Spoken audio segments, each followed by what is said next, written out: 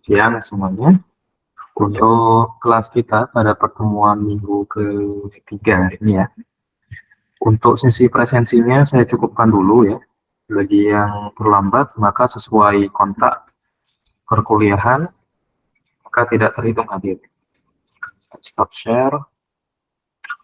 Jadi untuk materi minggu ketiga di sini sesuai kontrak kuliah itu materinya tentang waste heat boiler ya.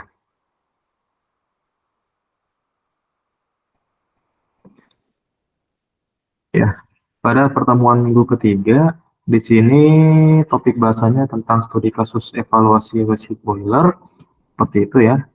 Kemudian minggu depan, minggu keempat, dan minggu kelima, itu nanti adalah presentasi. Presentasi studi kasus dari evaluasi komponen thermal yang ada di industri. Satu dan dua ini nanti akan dibagi kelompoknya ya. Cuman karena ini masih minggu minggu PRS ya, minggu pergantian rencana studi, mungkin nanti kelompoknya akan saya bagi setelah masa PRN selesai ya.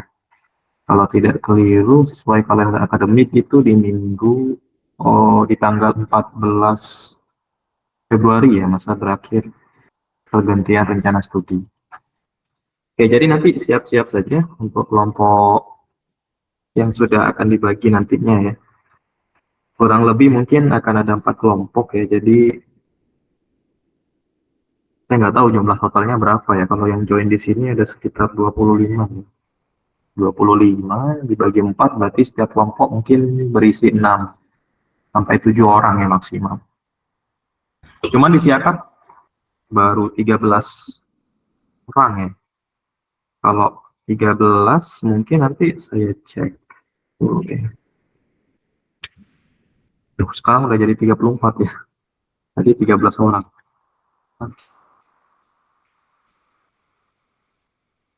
14 di sininya. Di sini baru 14 orang ya. Nggak tahu nama-nama kalian sudah masuk atau belum. Saya coba share ya. Sebentar.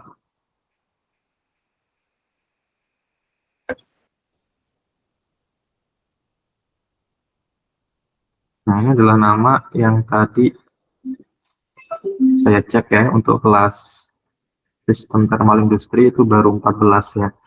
Saya nggak tahu nama kalian sudah ada atau belum ya. Sudah terrecord atau belum tadi di Siakat Pocket ya. Kalau misalkan belum ada namanya yang ada di sini silakan isi di Google Form yang saya kasihkan gitu ya. Oke gitu ya. Untuk sementara nama-nama yang terpampang di Siakat saya baru 14. Jadi saya nggak bisa bagi ya. Jadi saya tunggu dulu sampai masa APR selesai yaitu di tanggal 14 Februari. Mungkin tanggal 15-nya akan saya bagi kelompoknya ya. Oke, cukup lah ya kerjakan tugas 3 hari tugas kelompok apalagi kan ya presentasi. Untuk topiknya bebas ya, untuk topik studi kasusnya bebas kalian mau mengevaluasi apa, tapi jangan sama seperti yang sudah disampaikan di minggu pertama sampai minggu ketiga ini ya. Jadi ya setidaknya berbeda jenis gitu ya, misalkan mau bahas heat exchanger ya jenisnya yang beda gitu ya, jangan bahas PHE sama STHE lagi. Ataupun kalau mau bahas boiler, jenisnya yang beda ya, jangan bahas tentang waste heat boiler ya, karena waste heat boiler akan kita bahas di minggu ini ya, di hari ini lebih tepatnya. Kayak gitu ya terkait dengan rencana perkuliahan untuk minggu keempat dan juga minggu kelima. Jadi nanti adalah presentasi tugas. Sesuai dengan kontrak untuk studi kasus itu berapa persen ya? 20% ya dari komponen penilaian. Jadi silakan dimanfaatkan betul-betul untuk sesi presentasi studi kasusnya. Oke, gitu dulu ya untuk penjelasan rencana minggu keempat dan juga minggu kelima. Sekarang kita akan masuk ke materi pertemuan minggu ketiga tentang study case evaluasi waste heat boiler. Materinya sudah saya share tadi di GCR, silakan kalian download.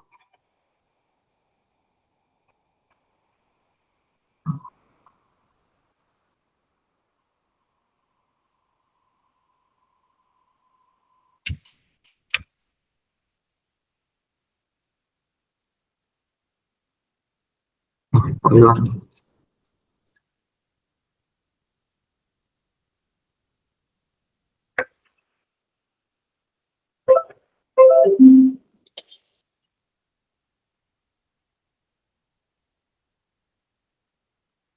Oke, seperti yang sudah tampak di layar device masing-masing ya. Judulnya adalah studi kasus untuk acid boiler ya. Di sini topiknya sama seperti minggu kemarin. Jadi part pertama tentang introduction, apa itu acid boiler, bagaimana cara kerjanya. Kemudian kedua tentang analisis performa dari acid boiler ya. Oke, seperti biasa saya akan coba bukakan YouTube ya. Sebetulnya acid boiler nih prinsip kerjanya sama seperti boiler-boiler pada umumnya ya. Yang membedakan di sini adalah cat budayanya. Jadi cat budayanya itu kalau boiler-boiler yang bisa kita kenal mungkin berasal dari pembakaran batu bara gitu ya, atau dari pembakaran minyak mungkin ya. Oke, saya coba bukakan.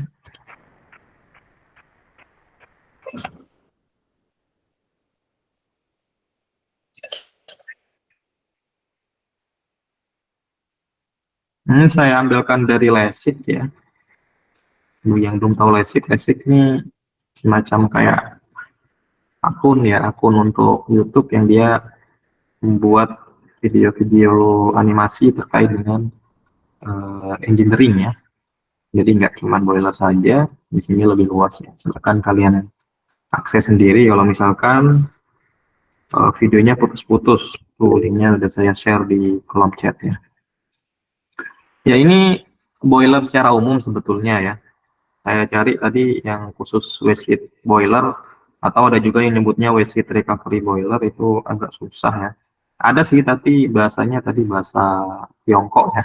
Jadi agak gimana kalau nanti saya putar, apalagi nggak ada subtitlenya ya. Jadi saya coba putarkan yang boiler secara umum. Ini sebetulnya mirip saja sama waste heat boiler. Biggest and the most critical part of a thermal power plant. We will learn about the operation and construction of a typical power plant boiler. We will also clarify a popular misconception associated with boiler operation near the end of the video. The function of the boiler is to convert energy in the coal into high temperature. Large power plants typically use a type of boiler called a water tube boiler, where water flows through the tubes and fire surrounds it. Water tube boilers are ideal for high-pressure applications. There are also fire tube boilers, but they are used for small-scale applications. Burners in the boiler convert chemical energy in the pulverized coal into thermal energy. The hot gas that is produced travels all over the boiler. The first heat absorption unit of the boiler is an economizer. Highly pressurized water supplied by the feed water pump enters here. The economizer absorbs energy from the flue gas, which raises the temperature of the liquid. There, the water flows into the downcomer. It then passes through a narrow tube section called a water wall. The phase change of the water happens in the water wall. The steam that is produced, in addition to some water droplets, enters the steam drum again. The real function of the steam drum is to separate the water droplets from the steam. As a result, the steam leaving the steam drum is saturated and pure. Now, here are some thermodynamics facts. According to the second law of thermodynamics, the greater the of the heat source, the more efficient the cycle. Therefore, making the steam temperature very high will result in a highly efficient power plant. But this temperature increase has certain limitations. The steam turbine blade material cannot withstand temperatures greater than 600 degrees Celsius. So, one more heat exchanger is added, and it is heated to the maximum allowable limit. Superheating also reduces the moisture content in the steam.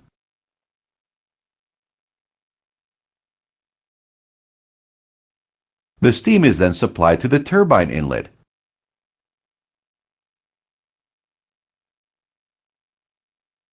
After the first turn,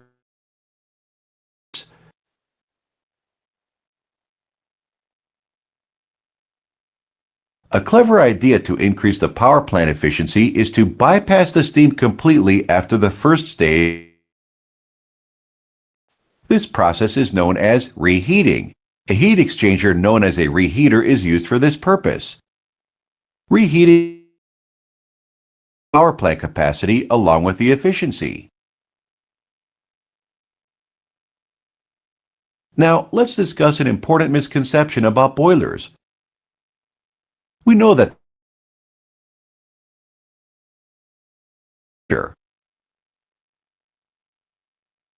consider this droplet of water. Assume it is surrounded by a cover. If it gets converted to rise. Now consider the same droplet with no cover. Here, if the liquid gets converted to steam, the pressure will remain because the fluid does not fixed volume here, it is free to expand. Water inside the boiler is also like the water droplet without a cover. It's an open flowing system. The water to expand when the liquid is converted into steam, which means that the pressure should remain the same throughout. In actual practice, due to friction and other irregularities, a small drop in pressure occurs across the boiler. Save Learn Engineering from extinction. Please check out our Patreon page and make our channel sustainable.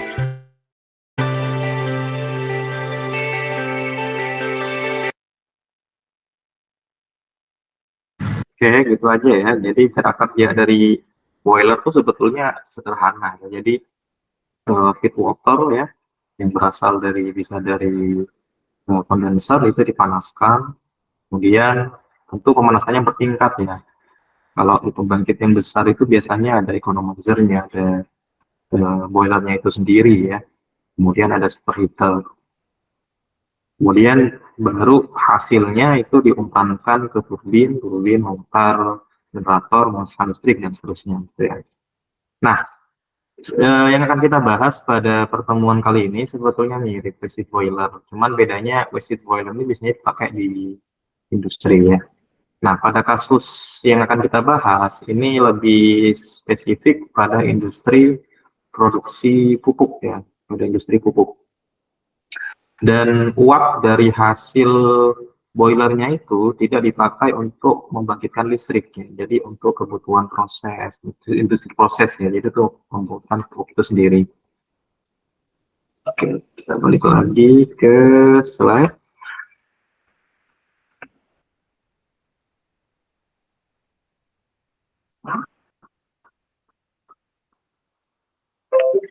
Oke, jadi ini adalah skematik ya dari waste heat boiler yang akan kita analisis ya performanya atau kinerjanya. Nah, meskipun namanya itu waste heat boiler, tapi cara mengevaluasinya itu sama seperti boiler-boiler yang lain. Jadi menggunakan efisiensi sebagai parameter performa atau kinerjanya. Nah, di sini untuk kode waste heat boilernya itu adalah WHP 4003U ya. Ini adalah boiler, tipenya ada water tube dengan single drum ya. Jadi kalau kalian pernah belajar ya, boiler itu ada 3 jenis ya. Ada yang fire tube, kemudian water tube, sama ada yang cast iron ya. Nah, ini adalah yang jenis atau yang bertipe water tube ya, dengan single drum. Nah, untuk WHB ini, dia dilengkapi dengan economizer sebanyak 260 tube, kemudian boiler tank atau evaporator ya, sebanyak 240 tube, kemudian ada superheater, 80 tube, kemudian ada superheater, grid type gas burner, sebanyak 8 set ya. Lalu di sini ada bypass damper, ada outlet stack, kemudian bypass stack ya. Kemudian di sini ada safety relief door-nya ya, ini sebagai pengaman saja ya. Kalau misalkan ada back pressure ya, back pressure pada gas turbin. Jadi ceritanya di sini panasnya ya itu diperoleh dari sisa pembakaran gas turbin ya. Jadi di depan sini nih ada sebuah instalasi gas turbin. Kemudian panas sisanya itu tidak langsung dibuang ke lingkungan, ya, tidak langsung dibuang ke udara, tapi dia diumpankan sebagai pemanas waste heat boiler tadi ya, 4003U ini.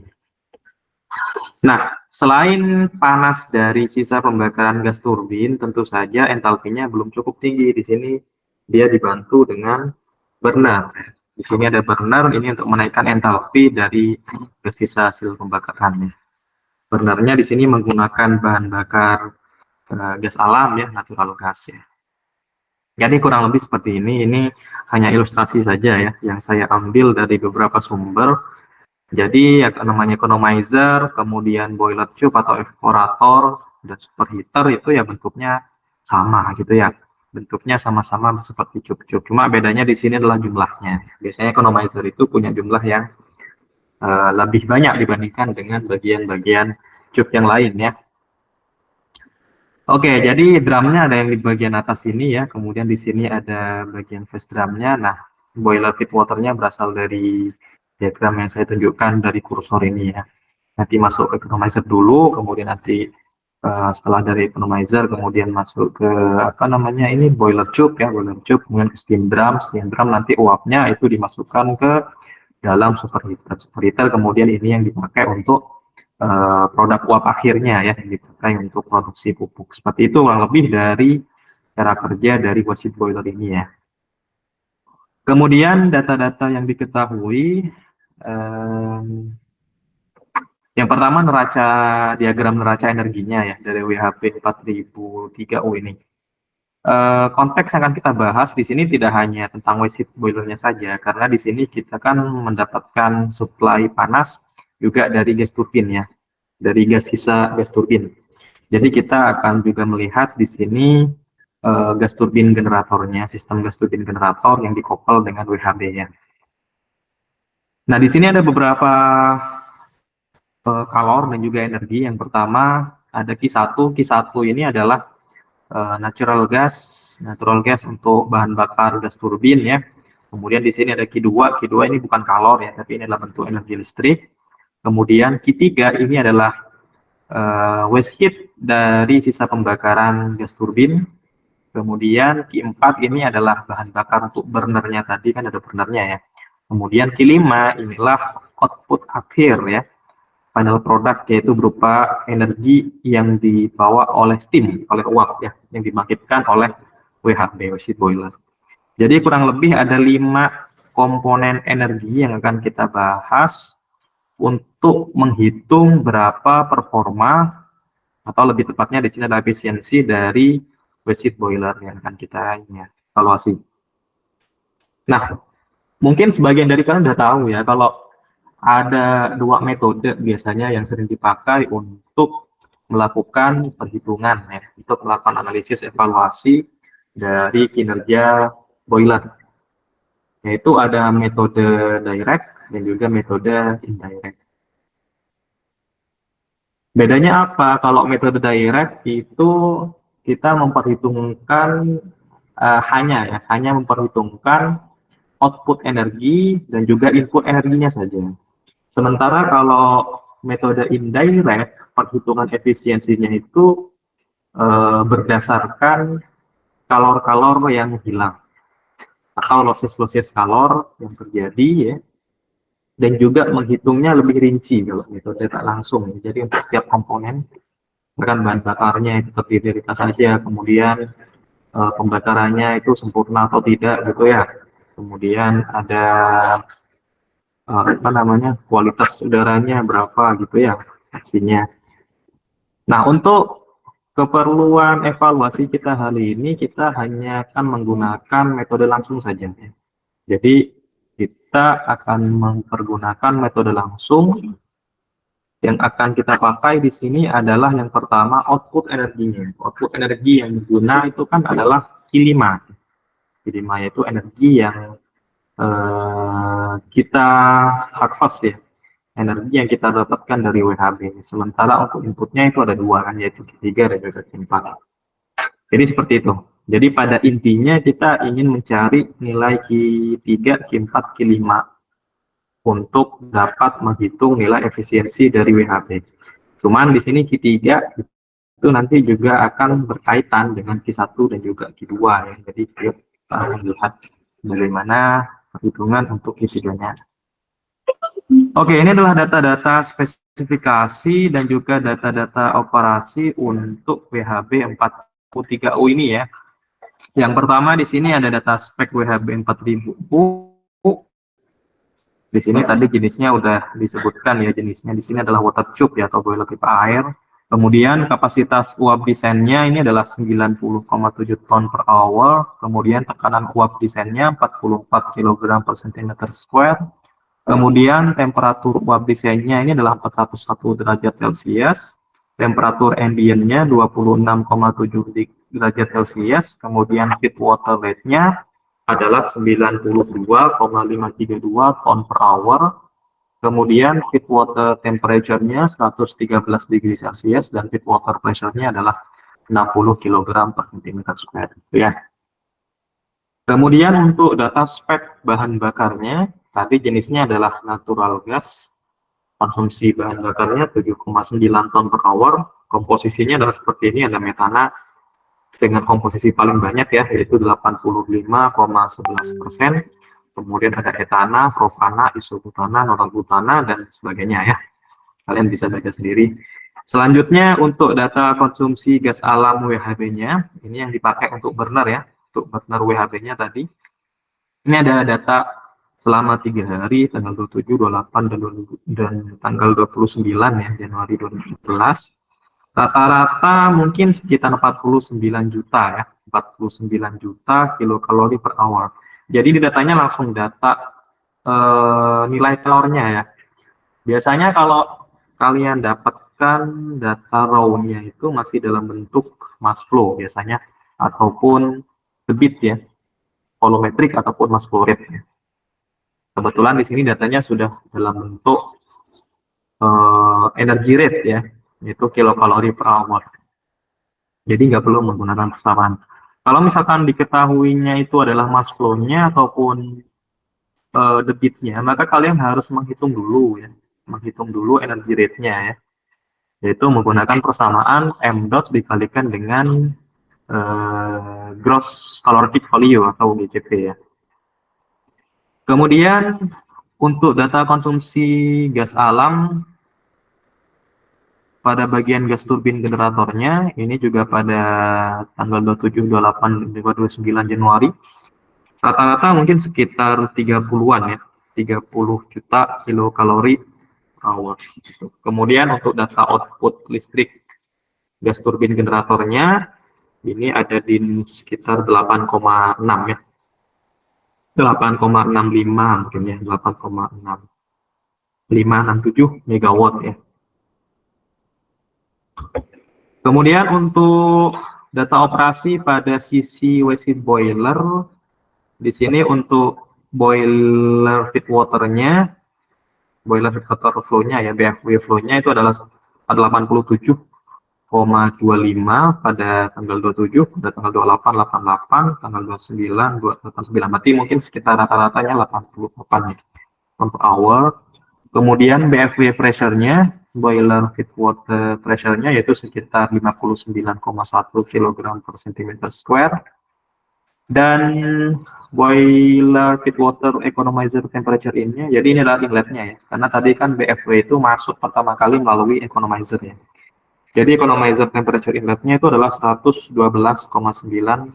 degree Celcius ya pada tanggal 27, dan 101,1 degree Celcius pada tanggal 28, tanggal 29, 101 degree Celcius. Ini dari sisi inputan boilernya ya, fluida input pada boiler. Kemudian dari fluida output boiler, ini ada data steam ya, data steam pada tanggal 27 Januari, itu steam flow-nya 86,3 ton per hour. Kemudian steam pressure-nya 42,38 kg per cm square. Kemudian steam boiler temperature out-nya yaitu sekitar 409,8 degree Celcius ya pada tanggal 27 Januari. Kemudian pada tanggal 28 Januari steam flow-nya 87 ya, mirip-mirip lah ya. Kemudian steam pressure-nya 42 dan steam boiler temperature outnya adalah 409 ya, degree Celsius. Kemudian pada tanggal 29 Januari, steam flow-nya 89, steam pressure-nya 41,98, ya 42 lah ya, kalau dibulatin. Steam boiler temperature adalah data-data yang diperlukan untuk melakukan evaluasi kinerja dari WHB 4003U tadi ya.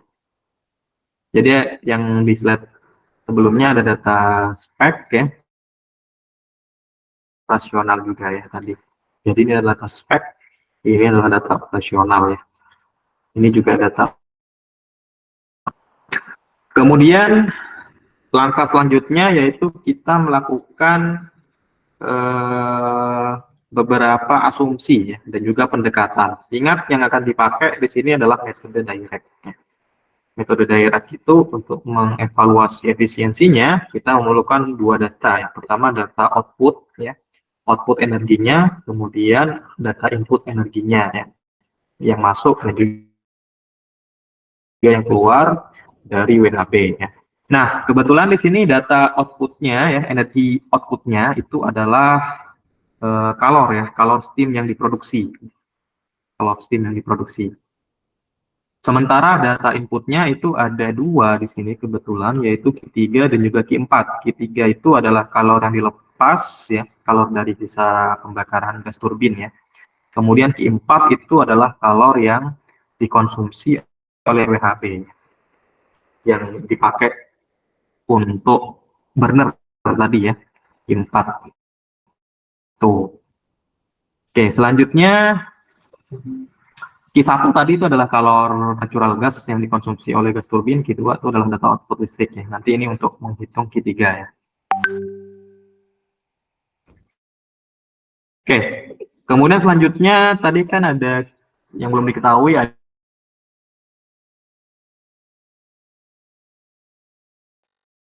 kita perlu menghitung Q3 saja di sini untuk kalor inputnya. Oke, berdasarkan neraca massa, Q3 itu kan adalah selisih ya. Selisih antara Q1 dengan Q2 ya. Kalau kita lihat lagi tadi di diagramnya. Jadi di sini Q2 ditambah Q3 itu sama dengan Q1 ya. Tentu saja dengan asumsi di sini nggak ada losses udara atau lossesnya bisa diabaikan ya, karena tidak terlalu signifikan seperti itu. Jadi kalau metode langsung enaknya kayak gitu ya. Jadi losses yang apa namanya, yang hilang ya, itu tidak diperhitungkan di dalam evaluasi ya. Kemudian di sini Q1-nya, Q1-nya tadi ada ya, ada di tabel ini ya, yaitu data konsumsi gas alam oleh gas turbin generator. Di sini diambil satu data saja, yaitu pada tanggal 27 Januari, yaitu nilainya sebesar 31.577.188 kilokalori per jam. Itu adalah datanya. Kemudian, nah ini ya, ini Q1 tadi adalah data pada tanggal 27. Kemudian untuk Q2-nya itu adalah nilai dari listrik yang dibangkitkan. Tadi pada tanggal 27 nilainya adalah sebesar 8,7 megawatt. Jadi di sini 8,7 megawatt kita ubah menjadi kilokalori per hour ya, agar sama aja satuannya. Ini diubah menggunakan faktor konversi ya. Megawatt diubah kilowatt dikalikan 10 pangkat 3, kemudian dari watt diubah ke joule per sekon ya. Faktor konversinya 1, kemudian dari joule diubah ke kalori, itu faktor konversinya adalah 0,24 ya. Sehingga di sini kita akan dapatkan konversi 8,7 megawatt itu adalah sebesar 7.516.800 kilokalori per jamnya. Jadi data Q1-nya itu adalah 31 juta, data Q2-nya adalah 7 juta. Jadi memang betul-betul banyak yang hilang ya. Yang tidak terkonversi menjadi energi listrik itu memang betul-betul banyak. Ya mungkin yang terkonversi sekitar berapa tuh? 7 juta per 31 juta. Ya, katakanlah mungkin sekitar 45%. Jadi 55%-nya itu ya jadi gas, jadi energi gas buang tadi ya. Makanya dipakai gas buang tadi tidak langsung dibuang, tapi dia dipakai untuk memanaskan WHB waste boiler. Jadi Q3 itu yang menjadi inputan untuk WHB tadi sebesar 24.060.388 kilokalori per jam. Oke, jadi seperti itu ya. Kemudian Q4-nya tadi dari data operasional ya. Data operasionalnya tadi Q4 itu ya 48 juta ya. 48.569.792 kilokalori per jam. Jadi Q3, Q4 kita udah dapat. Jadi input WHB-nya pada tanggal 27 tuh ya penjumlahan antara Q3 sama Q4 ya. Itu 24 juta ditambah 48 juta, mungkin sekitar berapa? 72 juta ya, sekitar 72 juta 600 ribuan kilokalori per jam ya. Oke, kemudian selanjutnya tinggal kita menghitung Q5 ya. Berapa kalor yang dibangkitkan dalam bentuk steam. Nah, sebetulnya ini yang agak tricky ya. Kenapa? Karena untuk mencari Q5 ini kita harus tahu berapa nilai entalpinya ya. Ya, karena di sini tidak langsung diketahui berapa energi yang dibangkitkan ya. Yang diketahui di sini hanya adalah bentuk yang pertama mass flow, kemudian pressure, sama temperature ya. Jadi nggak ada nilai berapa nilai kalornya, ya. Entalpinya nggak diketahui. Jadi untuk mencari Q5 kita membutuhkan bantuan tabel ya. Tabel termodinamika, tabel properties ya. Oke, kita cek dulu untuk persamaan Q5-nya. Q5 itu kan adalah kalor yang dibangkitkan dalam bentuk steam ya. Sehingga persamaannya adalah Q5 sama dengan M steam ya, M dot steam ya. Kurang dotnya, kurang titiknya, yaitu mass flow steamnya, kemudian dikalikan dengan selisih entalpi steamnya dengan boiler feed water ya. Jadi selisih entalpi output dengan outlet dengan inlet ya. Jadi steam ini kan adalah outlet dari WHB-nya, sementara economizer-nya tadi ya, yang merupakan jalan masuk untuk boiler feed water-nya, itu adalah inletnya. Jadi selisih entalpi uap dengan selisih entalpi BFV-nya seperti itu. Jadi untuk mencari nilai H steam, kita memerlukan tabel superheated vapor ya, atau superheated steam. Kemudian untuk mencari nilai entalpi BFW-nya, kita memerlukan tabel subflow water. Ingat dengan tabel ini ya, di pelajaran termodinamika. Oke, kemudian kita lihat data-data operasionalnya. Tanggalnya harus sama ya, tanggal 27 ya. Kalau pakai Excel sebetulnya lebih mudah ya. Jadi tinggal kita tahu persamaan awalnya bagaimana, kemudian tinggal copy persamaan atau formulanya ya. Oke, kita cek pressure BFW-nya pada tanggal 27 itu adalah 59,1 kg per cm square ya.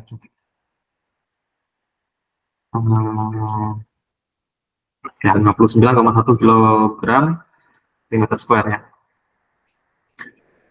Yang mana 1 kg per cm square itu setara dengan 98.066,5 Pascal ya. Jadi pressure BFW-nya kalau kita ubah dalam satuan SI itu adalah sekitar 5,8 megapascal ya. Atau sekitar 57.957 5.795.730 Pascal. Atau kita singkat saja jadi 5,8 megapascal ya. Karena di sini kebetulan di tabelnya itu juga satuannya adalah megapascal. Kemudian untuk temperatur BFW-nya, ini yang tadi adalah temperatur economizer in-nya itu ya. Itu adalah sekitar 112,9 degree Celcius. Nah, kalau kita cek di sini ya, kalau kita cek yang temperaturnya 112,9 nggak ada. Jadi kita harus menggunakan interpolasi di sini. Jadi kita interpolasi pada dua kolom ya. Yang pertama pada kolom P sama dengan 5 MPa, yang kedua adalah pada kolom P sama dengan 10 MPa. Kenapa? Karena yang tekanan 5,8 juga nggak ada di sini ya. Jadi harus menginterpolasi 3 kali ya.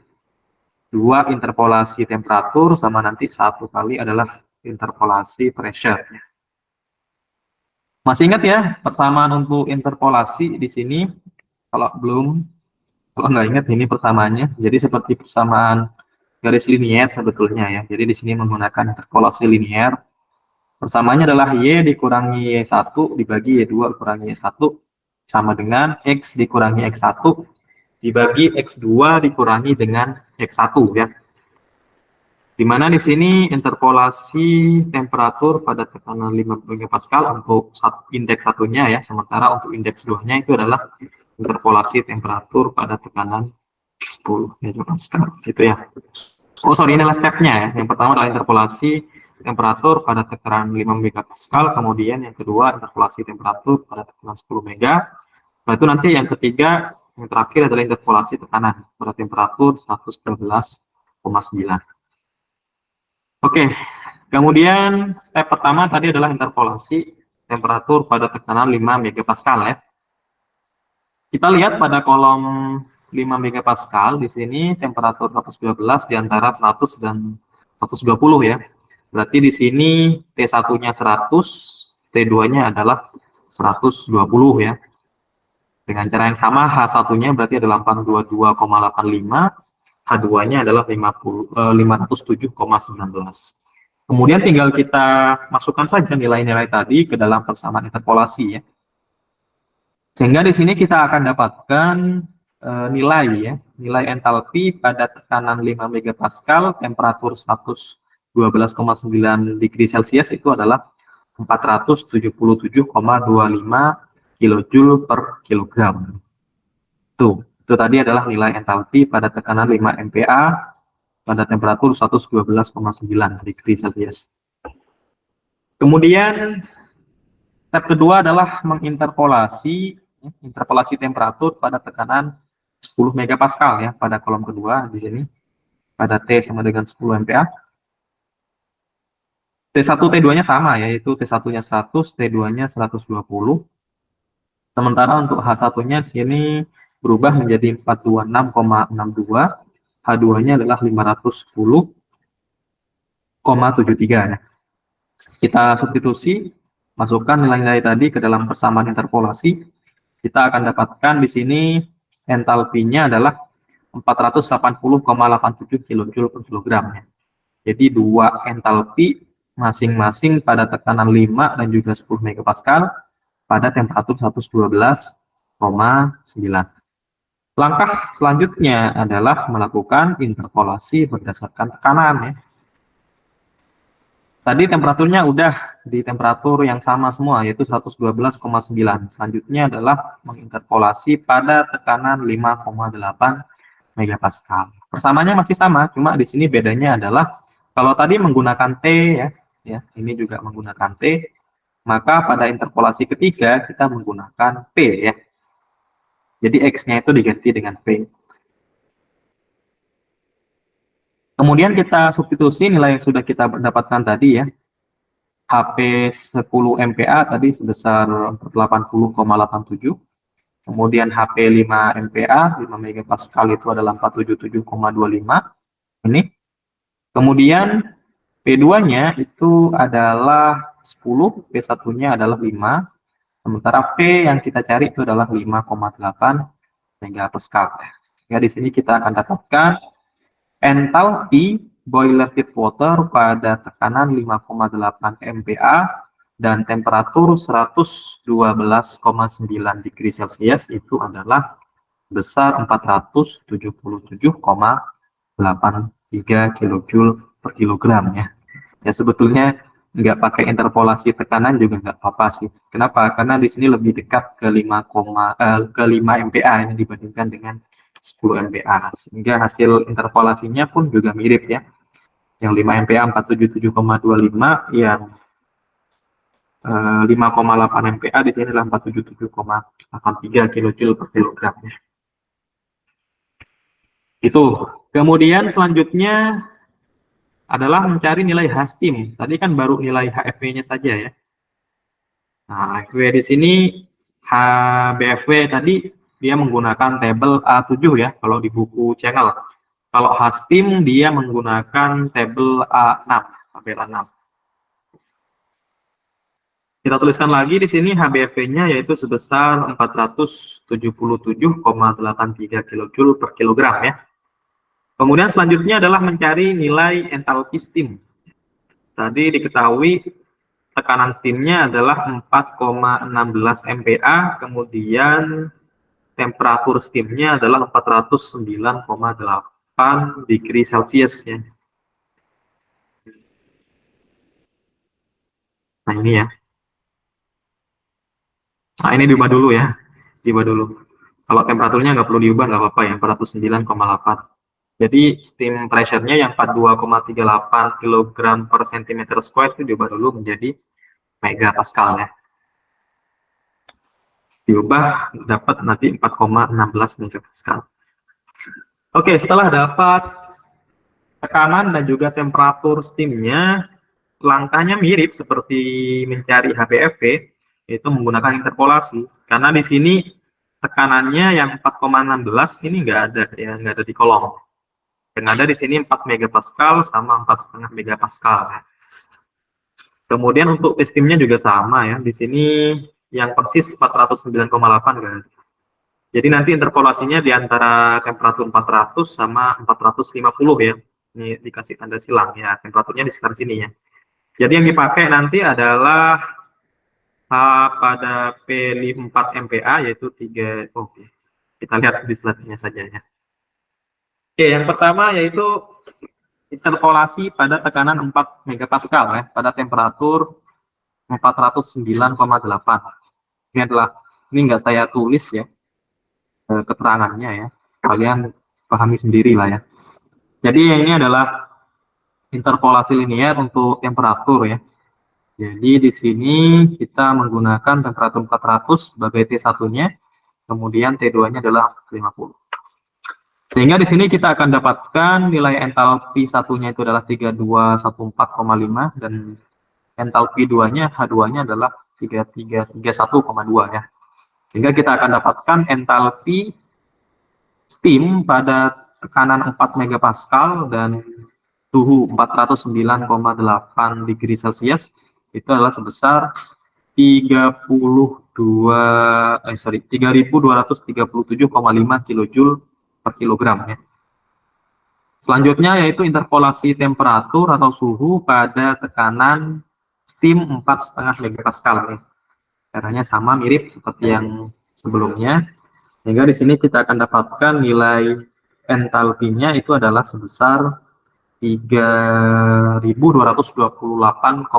kJ per kilogram. Nah, kita sudah melakukan 2 interpolasi temperatur. Step selanjutnya adalah interpolasi tekanan. Yaitu tekanannya yang kita harapkan tadi 4,16 ya. 4,16 kita gunakan dari data interpolasi linier tekanan 4 dan juga 4,5 megapascal. Sehingga di sini kita akan dapatkan nilai entalpi steamnya yaitu sebesar 3234,75 kJ per kilogram. Jadi H-steamnya pada tekanan 4,16 dan juga temperatur 409,8 ya itu adalah sebesar 3234,75 kJ per kilogram. Jadi tinggal menghitung saja berapa nilai Q5-nya. Q5-nya adalah m.steam kalikan dalam kurung H-steam dikurangi dengan HBFV. M.steam-nya tadi masih satuan ton ya, kita ubah ya. Ini juga pembaginya adalah jam, kita ubah nanti ke per sekon ya. Jadi SI semua nanti ya. Jadi 86,3 ton per jam diubah menjadi kilogram kalikan 1000 ya faktor pengalinya.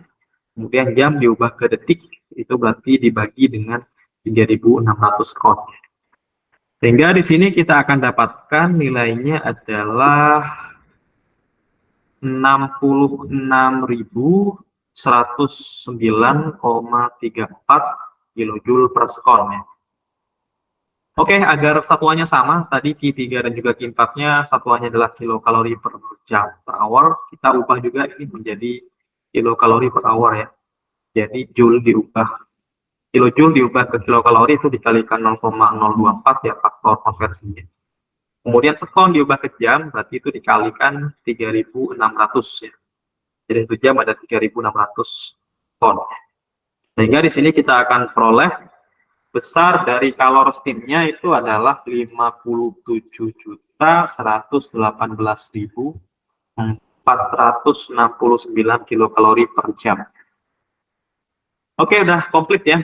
Q3 tadi udah, Q4 juga udah, Q5 juga barusan kita dapatkan.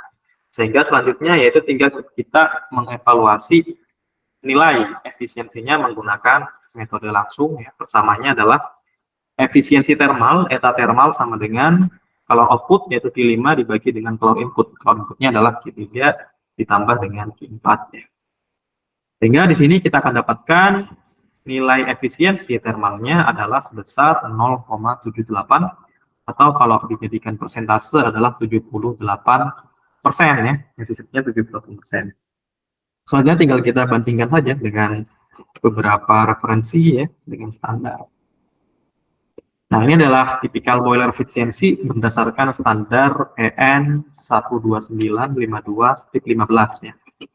Kita lihat di sini tadi kan bahan bakarnya natural gas ya. Jadi harusnya typical boiler efficiency-nya itu tinggi ya, 94 sampai 95.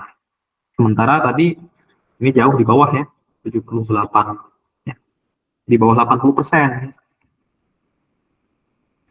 Jadi bisa kita simpulkan ya dari evaluasi menggunakan metode langsung ya bahwa WHP 4030 tadi itu kondisinya sudah perlu maintenance ya. Mungkin di situ sudah banyak slag ya, sudah ada slugging di situ ya. Di dalam pipa-pipanya mungkin juga sudah ada pengerak ya, ada faktor apa namanya? Ada fouling ya, terjadi fouling ya mungkin di dalam pipa-pipanya ya, jadi memerlukan maintenance. Namun sebelum itu alangkah baiknya kalau dievaluasi kembali menggunakan metode satunya lagi ya, pakai impact ya. Kita tahu di situ nanti kita juga bisa mengidentifikasi kira-kira losses-nya paling besar di bagian mana ya, di bagian economizer-nya, di bagian boiler tube-nya atau evaporatornya atau di bagian store heater-nya ya. Jadi gitu ya untuk melakukan evaluasi sebuah boiler ya. Jadi ada dua metode yang bisa kalian gunakan, direct ataupun indirect. Kemudian untuk standarnya sebetulnya standarnya bebas, mau pakai ASME juga boleh ya. Ini kebetulan saya dapatnya yang kode standarnya EN. Jadi kalau berdasarkan EN ini nilai efisiensinya juga tergantung dari nilai standar efisiensinya tergantung dari bahan bakar yang dipakai. Natural gas yang paling tinggi ya, kemudian fuel oil di sini sebesar 92 sampai 95, kemudian untuk coal 88 sampai 95 sampai 92 ya. Jadi kalau untuk coal untuk 88 berbagus ya. Kalau wood chips 87 sampai 91. Kalau bark ini apa ya? 85 sampai 90. Kalau pit dia 85 sampai 89 ya. Ya, kurang lebih seperti itu ya untuk tipikal boiler efisiensi dengan berbagai bahan bakar ya. Jadi makin ringan bahan bakarnya ya, bentuk pasangnya gas, itu efisiensinya seharusnya lebih tinggi ya dibandingkan kalau bahan bakarnya itu cair ataupun padat gitu ya. Oke, seperti itu ya. Nanti untuk tugas kelompoknya seperti yang sudah saya jelaskan tadi ya. Jadi kalian kelompoknya saya aja yang bagi ya, biar adil ya. Nanti juga saya akan random ya, pakai randomizer. Kemudian nanti tugasnya adalah membuat laporan analisis dan evaluasi ya dari sebuah sistem ataupun sebuah komponen thermal. Bebas ya. Jadi kelompok Anda sendiri yang menentukan. Dibuat dalam bentuk Word dan juga PPT. Jadi output dari tugasnya nanti adalah Word dan juga PPT. PPT ini yang nanti akan dipresentasikan, bahan presentasi ya. Jadi highlight dari laporannya. Laporannya itu yang udah detail ya.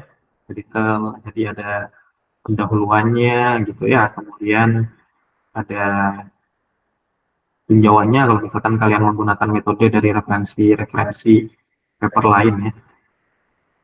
Textbook pun nggak apa-apa, bisa dimasukkan juga, kemudian masuk ke dalam hasil dan pembahasan. Kurang lebih seperti itu ya untuk tugasnya. Nanti dikumpulkan minggu depan bersamaan dengan presentasinya ya. Ya, mungkin nanti yang agak kurang diuntungkan adalah kelompok pertama ya, kelompok pertama sama kelompok kedua. Jadi nanti saya akan bagi 4, kelompok 1-2 itu maju minggu depan, minggu keempat, kemudian kelompok 3-4 itu maju di minggu kelima. Setelah itu ganti dosen ya, bukan saya lagi. Oke, mungkin ada yang mau ditanyakan terkait dengan tugasnya atau terkait dengan pembahasan yang WHB tadi, basic boiler, atau waste heat recovery boiler ya, kita juga nyebut seperti itu. Nggak ada? Ya, kalau nggak ada berarti bisa kita cukupkan ya untuk kuliah kita pada hari ini ya. Sampai jumpa di minggu depan, nanti kelompoknya akan saya bagi mungkin di tanggal 15 ya. Terima kasih, saya tutup kelasnya. Assalamualaikum warahmatullahi wabarakatuh, selamat siang. Waalaikumsalam warahmatullahi wabarakatuh. Terima kasih Pak.